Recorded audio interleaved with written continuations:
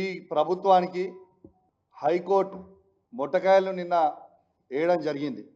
దేని మీద అంటే ఒక శాసనసభ్యునిగా నేను హుజరాబాద్ నియోజకవర్గంలో గెలిచిన తర్వాత ఈ ప్రభుత్వం హరాచకాలకు రేవంత్ రెడ్డి గారు మరియు పొన్నం ప్రభాకర్ గారు ఇద్దరు కలిసి నా నియోజకవర్గంలో కళ్యాణ్ లక్ష్మి చెక్కులు పంచనివ్వకపోతే నేను హైకోర్టుని అప్రోచ్ అయితే హైకోర్టు నిన్న 2 రోజులు ఆర్గ్యుమెంట్ తర్వాత నిన్న ఆర్డర్ పాస్ చేయడం జరిగింది.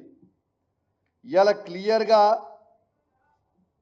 జిఓఎంఎస్ నంబర్ 18 కళ్యాణ్ లక్ష్మి చెక్కులు పంచడానికి ఎమ్మెల్యేలు ఫైనల్ అని చెప్పినప్పటికీ వీళ్ళు ఆ జియోని ఫాలో కాకపోతే ఆ జియో ద్వారా dated GOMS number 18 dated 29/6/2016 GOMS number 25 dated 16/7/2016 ఈ జియోలో క్లియర్గా ఎమ్మెల్యే ప్రపోజల్ పంపుతారు, joint signature MRO and MLA కలిసి పెడతారు.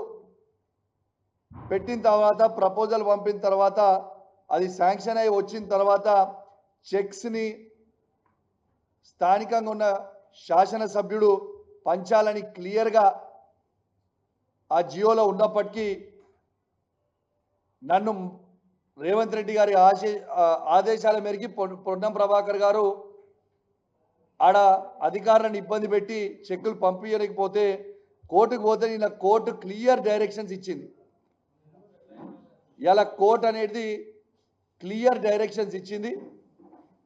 ఇది హైకోర్టు ఆర్డర్. నిన్న ఎమ్మెల్యే ఇస్ ఫైనల్, జియోని ఖచ్చితంగా అధికారులు ఫాలో కావాలి.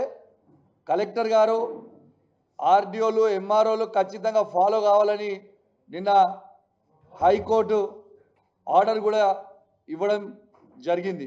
సిగ్గు లేకుండా ఈ ప్రభుత్వం కొడంగల్లో ముఖ్యమంత్రి గారి అన్నతోని చెక్కులు వంచిస్తారా అండి? ఇదేమన్నా మీ అయ్యా జాగిరి అనుకుంటారా అయింది తెలంగాణ అంటే? గెలిచిన వాళ్ళు లేరు, మర్యాద లేదు, మీ ఇష్టం ఉన్నట్టు చేస్తే సపరేట్గా చూసుకుంటా ఊకుంటాం అనుకుంటారా అయింది? ఏది శాశ్వతం కాదో అధికారులకు కూడా చెప్తా ఉన్నాం. మీరు ఇష్టం వచ్చినట్టు చేయకండి అని మేము పదే పదే చెప్తా ఉన్నాం. ఖచ్చితంగా ఎక్కడికక్కడ అడ్డుకుంటాం. మీరు ఎట్లా ఎమ్మెల్యేలుగా గెలిచిర్రో మేము కూడా అట్లనే ప్రజలు ఓటేసి ఎమ్మెల్యేలుగా గెలిచినాం.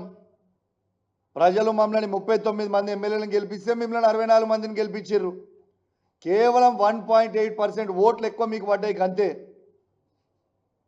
దానికి మీరు ఇష్టం ఉన్నట్టు రెచ్చిపోవడం అనేది కరెక్ట్ కాదు అని నేను తెలియజేస్తా ఉన్నాను. ఇప్పటికన్నా బుద్ధి తెచ్చుకొని సరిగ్గా పోతే కరెక్ట్ ఉంటుంది. మొన్న నియోజకవర్గంలో 10 కోట్ల రూపాయల ఫండ్స్ కూడా అలాట్ చేస్తే ఆ 10 కోట్లు కూడా గెలిచిన ఎమ్మెల్యే అయ్యాడట. ఓడిపోయినోడు ఎవడో ఉంటే వాళ్ళ దగ్గర ప్రపోజల్ తీసుకొని వాళ్ళ దగ్గర ప్రపోజల్ తీసుకొని చేయడం అనేది ఎంతవరకు కరెక్ట్ అని నేను అడుగుతా ఉన్నా. ఖచ్చితంగా దాన్ని కూడా మేము పెట్టిన ప్రపోజల్స్ అనేటివి మీరు ఇవ్వకపోతే మేము ఈ బీఆర్ఎస్ పార్టీలో ఉన్న 33 మంది ఎమ్మెల్యేలు అందరం కూడా ఖచ్చితంగా హైకోర్టుకి పోతాం. మళ్ళా ఆడ కూడా పిటిషన్ వేస్తామని చెప్పి సందర్భంగా తెలియజేస్తా ఉన్నాను. మీరు ఖచ్చితంగా రూల్స్ అనేటివి ఫాలో కావాలని నేను మరొకసారి కూడా అధికారులను రిక్వెస్ట్ చేస్తున్నా. దయచేసి మీతో మా పంచాయతీ కాదు, కానీ వాళ్ళ ప్రభుత్వం అనేది మిమ్మల్ని ఇబ్బంది పెడితే మీరు రూల్స్ ఫాలో కాకపోతే రేపు మీరు ఇబ్బంది పడతారు. అది ఒక్కటి మాత్రం మీరు గుర్తుపెట్టుకోండి. రెండోది, నేను రేవంత్ రెడ్డి గారికి పొన్నం ప్రభాకర్ గారికి కూడా చెప్తా ఉన్నాను, నా మీద కోపం ఉంటే నా మీద తీర్చుకోండి, కానీ నా హుజరాబాద్ నియోజకవర్గ ప్రజల మీద, నా హుజరాబాద్ నియోజకవర్గ పేద లబ్ధిదారుల మీద మాత్రం తీసుకోకండి. మీరు వాళ్ళని ఇబ్బంది పెడితే మాత్రం నేను ఎంత దూరమైనా నా ప్రజల కోసం నేను పోతా అని మీకు కూడా తెలియజేస్తా ఉన్నాను. తెలియజేస్తూ సెలవు తీసుకుంటా ఉన్నాను. జై తెలంగాణ, జై కేసీఆర్.